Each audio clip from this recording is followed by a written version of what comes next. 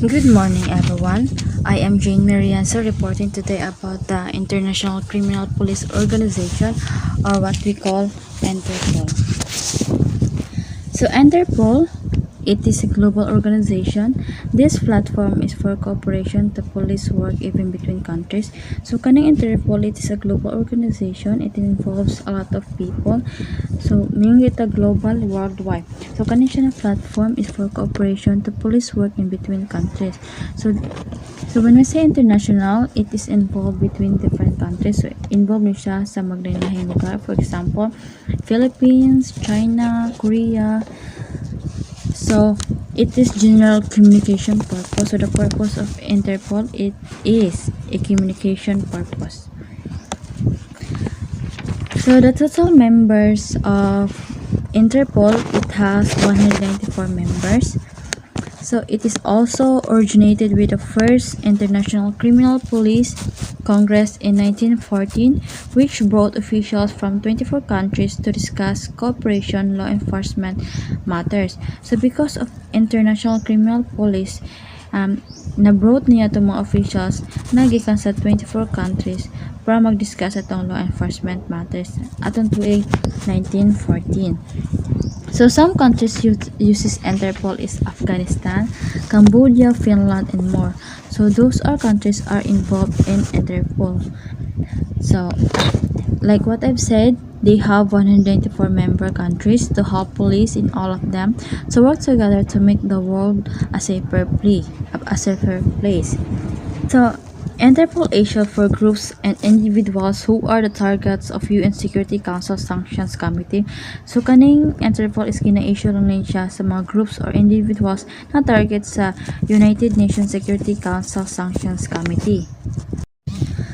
So the first Filipino president of Interpol, the Filipino criminologist who served as the director of the National Bureau of Investigation from 1967 to 1986, and from 1980 to 1984, he became the president of Interpol. So the president of Interpol, it is Jolly R. Bugari. So before siya na-elect as the president of Interpol is naging director siya sa National Bureau of Investigation atong tuig 1967 to 1986. So siya ang first Filipino criminologist as a president of Interpol. So na-elect siya as a president of Interpol is atong tuig 1980 to 1984. Crime does Interpol investigate. So mao ni fugitives, murder, child sexual abuse, smuggling, fraud, corruptions, drug trafficking, money laundering. So those are the Interpol investigate sa crime. So those crimes kay mao nilang gina-focus na investigahan. Fusion Task Force. This counter-terrorism task force within Interpol called Fusion Task Force to assist member countries in terrorism-related investigations international level and to identify members of criminal group involved in international terrorists. So the counter-terrorism task force within Interpol is, ang tawag nila is a fusion task force. So sila to nag-assist na part sa as a member na part sa Interpol organization na relate sa investigation of international level. So sila po to nag-identify sa mga members atong criminal group na involved sa terrorism. Criminal Analysis Unit. Investigations by assist officers working at the General Secretariat and member countries. The goal is to inform the member countries of new development of criminals.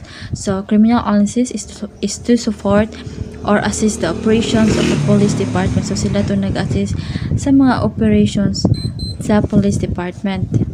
For example, criminal investigations, prosecutions, patrol activities, and crime preventions.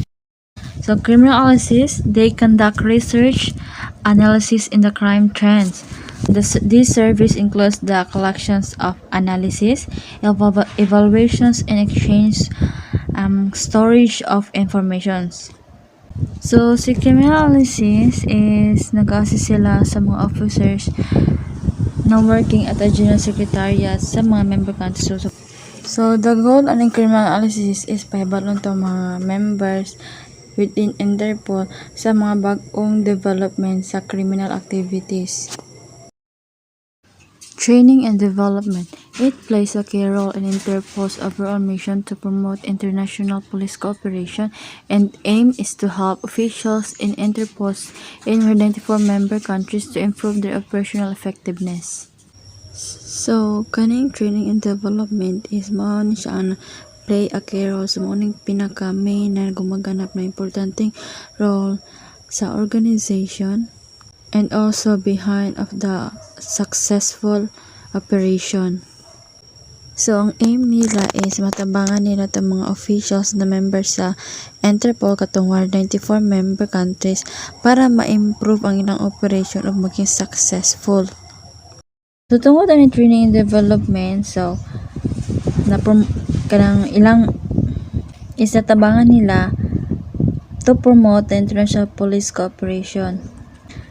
So mo yung itag training mo ning kanang ginahasa ang ilang abilidad gina-train nila para ma-develop sa development. So para ma-develop ang ilang skills and to improve more of their abilities. Reason 4 is Europol, the European Union's law enforcement agency or Europol. So it discusses the organization structures of Europol and to know the operation coordination service. So muna yung may balance sa Europol kaning to discuss the organization structure and the operational coordination service.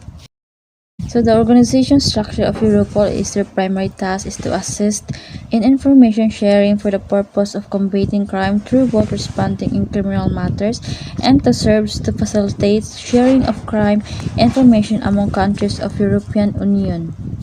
The European Union Agency Law Enforcement Cooperation is headed by an executive director of Europol legal representative and is appointed by the Council of the European Union is to help make Europe safer by assisting law enforcement authorities in EU's member countries, so which is Europol. So the primary task of Europol is to assess sa information na ginashare about the criminal matters. The executive director of Europol is Catherine de Bolle. She assisted 3 deputy executive directors, which is Wolfgang Germert for Operations Directorate. Second is si Georgian Ibner for Governance Directorate. And the third one is si Luis D. Eusebio Ramos Capabilities Directorate. So those 3 persons is morning gina-assist ni Catherine de Bolle as a deputy executive directors. Operational Coordination Service. So Interpol is facilitating international cooperation and exchange of criminal intelligence, identifying organized crime groups, targeting key perpetrators behind criminal networks, providing on-the-spot support including access to criminal database and analytical law enforcement, and also offering operational analysis, providing forensic and technical expertise, and offering training and capacity building, and offering mobile offices and making financial support available. So those 9 that I mentioned of the European Operational Service is mauni ang ilahang main role functions ang ilang organization. Mauni ang ginahandle ni Europol. So sila to naga-facilitate and exchange sa mga criminal intelligence sa ilang mga nahibalaan about the criminals, and sila po to naga-identify sa mga organized crime groups. Sila po to naga-target sa mga criminal or mga suspect behind the criminal networks, and sila to naga-provide sa mga access sa mga database sa mga criminals, and they also offering operational analysis, and naga-provide sila sa forensic technical expertise and training and capacity building and mobile offices, and also they make financial support available. So katong 9 na akong na-mention is mao ni lang trabaho. So mao ni lang Operational Coordination Service sa Europol organization. Mandate of the Europol is supports law enforcement authorities throughout the EU on crime fighting activities in all its mandated areas. So sinusuportahan ng Europol ang mga autoridad sa pagpapatupad ng batas sa buong EU sa mga gawain sa paglaban sa krimen. So mao nilang order sa Europol. So the Interpol and Europol has a big role of the community, but not just in the community but also in the world, to prevent crimes and to get more information about the criminals, and also to communicate and be united. So that's all for today's discussion. I hope you understand, and sorry for the noise distraction. Thank you guys.